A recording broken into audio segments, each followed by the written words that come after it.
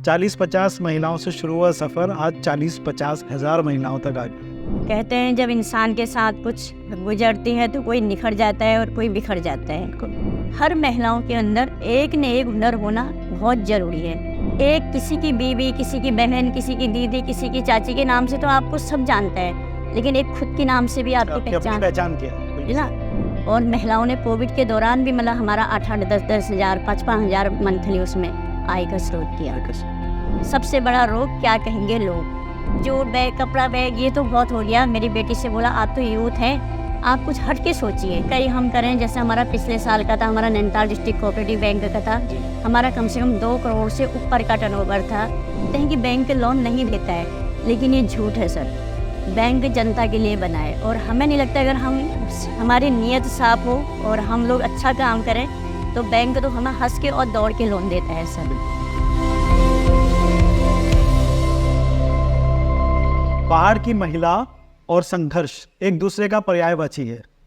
ये संघर्ष उस महिला के हिस्से में भी है जो पहाड़ों में रहती है, खेती करती है, घास लाती है, अपने परिवार की देखरेख करती है।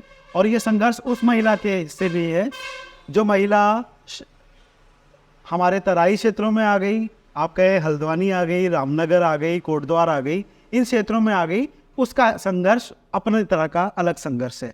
आज हम आपको एक ऐसी ही महिला से मिलाते हैं जिनके संघर्ष की कहानी आप सुनेंगे तो आप भी रुआसे हो जाएंगे। हमारे साथ हैं गीता सत्यवली जी। संघर्ष सबके अपने अपने तरह के होते हैं, लेकिन गीता जी की कहानी उन्हीं से सुनेंगे। आप एक संस्था भी चलाती हैं, गिरिजा बुटीक एवं महिला विकास संस्था। तो सबसे पहले तो मैं जानना चाहता हूं कि इसका नाम कैसे पड़ा, गिरिजा बुटीक एवं महिला विकास संस्था? सर, गिरिजा बुटीक एवं महिला विकास संस्था जब मैंने गिरिजा के नाम से खोला था तो उस समय कुछ ऐसा पता ही नहीं था कि पहले तो यही पता नहीं था कि संस्था क्या होती है, संस्था कैसे होती है, कुछ पता नहीं था। तो हमारी जो गिरिजा मैया है तो हमारे घर के इष्ट है वो, तो उसका जो नाम है गिरिजा है, शॉर्ट में गिरिजा बोलते हैं तो गिरिजा है। तो उसी मैया के नाम से मैंने अपनी गिरिजा बुटीक एवं महिला विकास संस्था NGO खोली थी, उसी के नाम से। और ये कितने साल पुरानी कहानी? सर, ये 2015 में मैंने अपनी संस्था का रजिस्ट्रेशन किया था, जो आज शायद 7-8 साल हो चुके हैं। और इस संस्था की शुरू होने के पीछे भी एक कहानी और बहुत ही इमोशनल करने वाली कहानी है, उसके बारे में थोड़ा सा बताइए कि क्या है इस संस्था की कहानी? सर, संस्था की कहानी अगर शुरू से सुनाएंगे तो शायद काफ़ी दिन लग जाएंगे। कहते हैं जब इंसान के साथ कुछ गुजरती है तो कोई निखर जाता है और कोई बिखर जाता है ना। तो हमारे साथ भी कोई ऐसी घटना घटी तो बिखरने के साथ साथ निखर जाता है जो कहानी है। तो मेरे साथ भी 2004 में मैं भी एक हाउसवाइफ थी। पति मेरे 3 स्टार के कुक थे उस समय पे, और मेरी बेटी थी 1.5 साल की थी। तो हस्बैंड कमाते थे, हाउसवाइफ थी, कोई टेंशन नहीं, कोई कुछ नहीं। और अचानक रात का समय था, 11-12 बजे थे, पति ड्यूटी से आ रहे थे तो कोई ट्रक वाला टक्कर मार गया और एक्सीडेंट हो गया। तो उसके बाद जब मैं वहाँ पे गई तो उनकी इस कदर हालत बहुत बुरी थी और बहुत बुरे हाल थे। तो 9 महीने तक सर वो कोमा में रहे, और जब कोमा में से वो बाहर निकले तो उनकी याददाश्त पूरी ख़त्म हो चुकी थी पूरे 9 महीने के बाद। और शरीर के उनके 2 की कमर से नीचे पूरे फ्रैक्चर थे, सर में चोट लगी थी। मेरठ में थे, उन्हें बोला इनको पहाड़ ले जाइए आप, इनके लिए वातावरण का थोड़ा सा जो पस इनके शरीर में भर जा रहा है, जो ऑपरेशन हुआ है, घाव नहीं हो रहे हैं। तो रानीखेत ले आए थे, तो वहाँ लाए तो इनका फिर बिगड़ गया। तो यहाँ बॉम्बे हॉस्पिटल में फिर इनका हमने दोबारा ऑपरेशन किया। तो ऑपरेशन किया तो काफ़ी वो हो गया था इनका। हमने बोला कम से कम इनको 6 महीने वहाँ पर रहना पड़ेगा। तो वहीं मैंने रूम लिया, फिर वहीं पर रहने लगे। तो जो वहाँ पे मिश्रा डॉक्टर थे हमारे उस समय, फर्स्ट ऑपरेशन मेरे हस्बैंड का हुआ था, वहाँ पर बहुत बड़ी फ़ोटो लगी थी। तो मैंने सर से बोला, मैंने कहा सर जो कमाने वाला है वो बिस्तर में पड़ा है, मैं तो अपना एक पेट पालने के लिए भी, एक रोटी के लिए भी मैं तरस रही हूँ, तो मेरा कैसे होगा। तो मतलब ठीक है, आपको ये मैडम लोगों के साथ, आप नर्स लोगों के साथ रहिए यहाँ पे, और हम आपको यहाँ पे जैसे इंजेक्शन लगाना, BP नपवाना और ऑपरेशन थिएटर में पट्टी वगैरह, ड्रेसिंग वगैरह करवाना हम आपको सिखाएंगे। तो उन्होंने मेरी काफ़ी हेल्प करी वहाँ पे। तो उस हेल्प के दौरान मैंने वहाँ पे किया, वहीं पर रूम लिया। फिर 2 साल तक मैंने बॉम्बे हॉस्पिटल में ही वहाँ पे जॉब करी मैंने। तब उस समय सर मेरे को 1200 रुपये सैलरी देते थे वो। मैं दिन में जॉब करती थी, रात को मैं सिलाई बुनाई बैग वगैरह ये चीज़ें मैं सीखती थी। वो सीख के फिर मैंने अपना धीरे धीरे अपना मैंने कहा क्यों ना है अपना दिन में इसको करो, रात को अपना सिलाई बुनाई करेंगे, थोड़ा सा अपना आय का स्रोत मेरा बढ़ेगा। तो सर जब मैं सिलाई सीख के आती थी उसमें भी मेरे लोगों ने हेल्प करी, सिलाई वाले ने मेरे को सिलाई फ्री दी। और मशीन भी नहीं थी मेरे पे, एक सीजर भी नहीं था कि मैं किस तरीके से सीख तो लिया, मैं कहाँ से करूँगी। तो मेरी चाची ने मेरे को अपनी मशीन दिलाई। आज भी सर मेरे सेंटर में कम से कम हज़ारों मशीनें हैं, लेकिन मैं आज भी उसी मशीन से काम करती हूँ क्योंकि जिससे मेरी शुरुआत थी। वो दिन अपने कभी भी नहीं भूल। बिल्कुल, और ऐसा होता भी है जब आप जी सर। मुश्किल में होते हैं तो जो पहला हाथ बढ़ाता है मदद का जी, वो हमेशा जिंदगी भर याद रहता याद रहता है। है। उसके बाद क्या हुआ फिर, ये संस्था कैसे बनी? जी सर, उसके बाद थोड़ा थोड़ा मैंने लोगों को बोला मेरे को भी सिलाई सिखा दो। कोई बोलता था आपको 20 रुपये महीना दे दूँगी, कोई बोलता था 50 रुपये महीना दे दूँगी, कोई बोल फ्री में ही सीख लूँगी। मैंने कहा कोई नहीं, जो भी होगा मतलब मेरा हाथ साफ होगा। लोगों के कपड़े मैंने फ्री में सीखे, लोगों के बैग मैंने फ्री में सीखे दिए उनको कि मेरा हाथ साफ होगा, कल को मेरा एक वो होगा। तो धीरे धीरे ऐसे करके मैंने लोगों को सिखाया। फिर धीरे धीरे 2-4 महिलाएं जुड़ी, फिर 10-12 महिलाएं मेरे साथ में जुड़ी। तो ऐसे 13-14 तक मतलब कम से कम मेरे साथ में 50-60 महिलाएं जुड़ गई थी। अच्छा। तो जब जो 50-60 महिलाएं मेरे पास जुड़ गई थी, सीखने के लिए आते थे, लेकिन साधन कुछ था नहीं और अपने पास कोई आय का स्रोत नहीं कि एक मशीन में हम कहीं से ले लें। मतलब यहाँ तक कि जो कहते हैं ना कि जब इंसान के पास बीतती है तो मतलब कोई साथ नहीं देता है। तो सर मैंने ये देखा है, साथ तो छोड़ो कि अपनी परछाई भी साथ छोड़ देती है। बिल्कुल सही कह रही हूँ। और एक बात और है इसमें कि ये भी कहा जाता है कि एक महिला का दर्द एक महिला ही समझती है, और आपकी लाइफ में भी एक ऐसी महिला आई जिसने बहुत जी सर, मदद की। जी जी। उनके बारे में बताइए। जी सर, मैं जब 2014 तक सर जब मेरे साथ में 50-60 महिलाएं जुड़ गई थी, तो एक बगल में जिन्होंने मेरे को सिलाई के लिए बोला था, तो उन्होंने मेरे से बोला मैम आप इतना अच्छा काम करते हो गीता, और तो बहुत बढ़िया बैग बनाती हैं। माननीय हमारी वित्त मंत्री थी उस समय डॉक्टर इंदिरा हरदेश जी। तो उन्होंने बोला आप एक बार आप मैडम के पास चलो और मैं आपके बैग वगैरह मैडम को दिखाती हूँ, क्या पता आपके लिए वो 1-2 मशीन कर दें। तो मेरे को ले गई, मैडम के पास ले गई। मैंने अपने बैग वगैरह जो भी प्रोडक्ट बनाती थी मैं ले गई। तो मैम ने बोला बेटी तो बहुत अच्छा काम कर रही हैं, अपने बारे में मैंने उनको बताया। तो मैडम ने तुरंत मेरे को मशीनें दी वहाँ पे। उन्होंने बोला आप मशीन ले जाना और आप अपना काम शुरू करो। और मैडम ने शायद मेरे को उस समय 10-12 या 15-20 बैग जो भी ऑर्डर पे भी दिए थे, तो मैंने वो बैग मैम के तैयार करके मैं मैम को देने गई। तो मैडम ने मेरा बहुत हौसला बढ़ाया उस समय। तो मैडम ने बोला क्यों ना आप एक संस्था खोल, आज तेरे साथ में 40-50 महिलाएं जुड़ी हैं, और क्यों ना तो एक समूह बना ले, एक संस्था बना ले और एक तेरा अच्छा इसमें काम होगा। तो मैंने मैडम से ही बोला मैडम कैसे होता है, क्या होता है, ना मैं संस्था जानती हूँ ना समूह जानती हूँ, मुझे तो कोई पता ही नहीं है इस बारे में। तो उन्होंने जो मेरे को लेके गई थी वहाँ पे बहन, तो उनसे ही बोला उन्होंने आप इनको इसके बारे में बताना। तो उन्होंने मेरे को बताया कि ऐसे सोसाइटी का रजिस्ट्रेशन होता है, इस तरीके से आप इसको खोलिए करके। तो गए, फिर उद्घाटन में मैंने मैडम को ही बुलाया वहाँ पे, और हमारे सुमित हरदेई जी आए थे। तो उस समय जब हमने उद्घाटन किया तो 10 मशीनें हमें सुमित हरदेई जी ने उस समय दिए, और शायद 5 मशीनें मुझे हमारे जो ग्राम प्रधान जी थे दानी जी उन्होंने दिए थे, और 2 लाख का अनुदान मुझे माननीय डॉक्टर इंदिरा हरदेई जी ने दिया था। आज भी मतलब चाहे लोग कुछ भी कहे, लेकिन आज जो भी है वो उस मैडम के बदौलत ही आज यहाँ पर हूँ। तो अब आपके पति कैसे हैं, और जो आपकी बेटी है वो क्या कर रही है? सर बेटी मेरी उस समय 1.5 साल की थी, और आज मेरी बेटी ने कॉलेज कर लिया है, MSW कर रही है। और बेटी का भी मेरे साथ साथ संघर्षमय जीवन है, क्योंकि जब माँ का संघर्ष है तो बेटी भी देखती है उसमें कि क्या हालत हो रही है। तो मतलब पूरा सपोर्ट मेरा बेटी का ही है, और आज जो पूरा संस्था को संभालती है, जहाँ तक मेरा होता है वो मेरा मैटर रहता है, लेकिन आज जो बड़े लेवल पर जो आज हमारा कार्य चल रहा है तो पूरा बेटी ही इसको मेरा संभालती है, सब कुछ बेटी ही देखती है। तो उसके बाद धीरे धीरे अपना मैडम ने मेरे को सपोर्ट किया। फिर मैम ने मेरे को 5 लाख का, स्टेट बैंक बोलता है लोन नहीं देता है, स्टेट बैंक ने सर 1 हफ्ते के अंदर मेरे को 5 लाख का लोन दिया। मैम ने सीधे बोला अगर इस लड़की को तुमने लोन नहीं दिया तो फिर देख लेना। इतना संघर्षशील, ये इतना अच्छा काम कर रही है तो बैंक किस लिए है। और आज स्टेट, चाहे हमारा सर स्टेट बैंक हो, हमारा उत्तराखंड ग्रामीण बैंक हो, नैनीताल बैंक हो, कि कहते हैं कि बैंक लोन नहीं देता है, लेकिन ये झूठ है सर। बैंक जनता के लिए बना है, और हमें नहीं लगता अगर हमारी नीयत साफ हो और हम लोग अच्छा काम करें तो बैंक तो हमें हंस के और दौड़ के लोन देता है सर। बिल्कुल। और अक्सर ये बात आती है जब लोग कहते हैं कि स्वरोजगार करना चाहिए, तो कई लोग ये कहते हैं कि हम करना चाहते हैं, बैंक हमें लोन नहीं देता। लेकिन जिस तरह से आप बता रहे हैं कि बैंक लोन देता है, अगर आप उसको सही से, आपकी अगर नीयत साफ है, तो बैंक भी लोन देने में देर नहीं करता।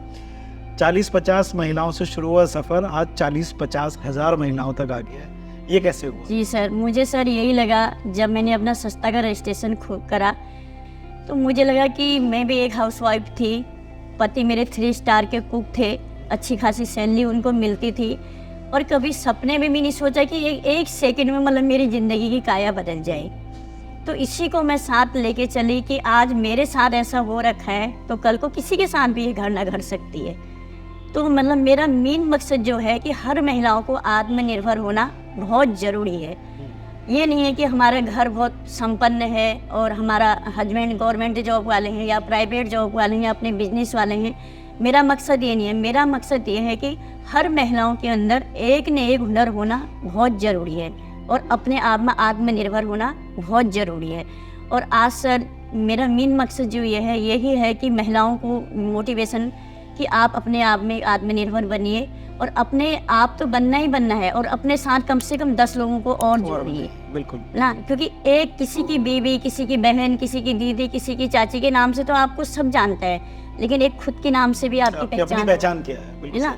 जब एक हाउसवाइफ मैं हूँ, आज मेरे साथ में सर कम से कम इससे भी ज़्यादा ही होंगे विद सपूत के साथ, आज मेरे साथ 45-50 हज़ार लेडीज़ें काम कर रही हैं, और वो पूरे उत्तराखंड में हैं और बाहर भी हैं।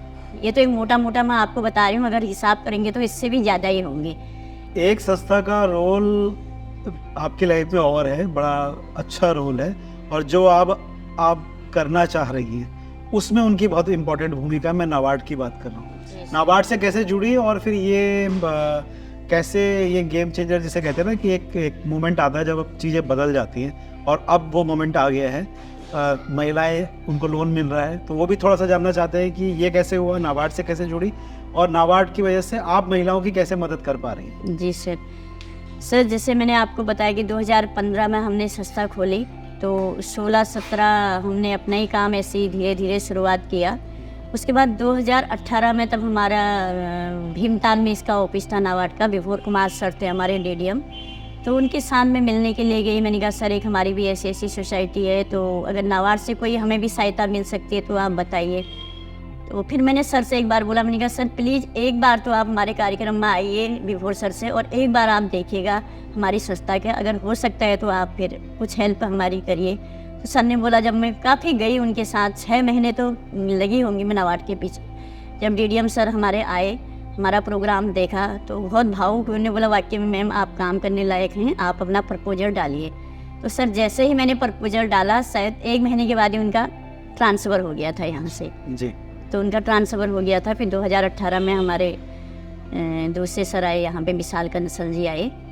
फिर उसके बाद हमने 50 स्वयं सहायता समूह का सेल्फ हेल्प ग्रुप का हमें प्रोजेक्ट वहाँ से मिला था।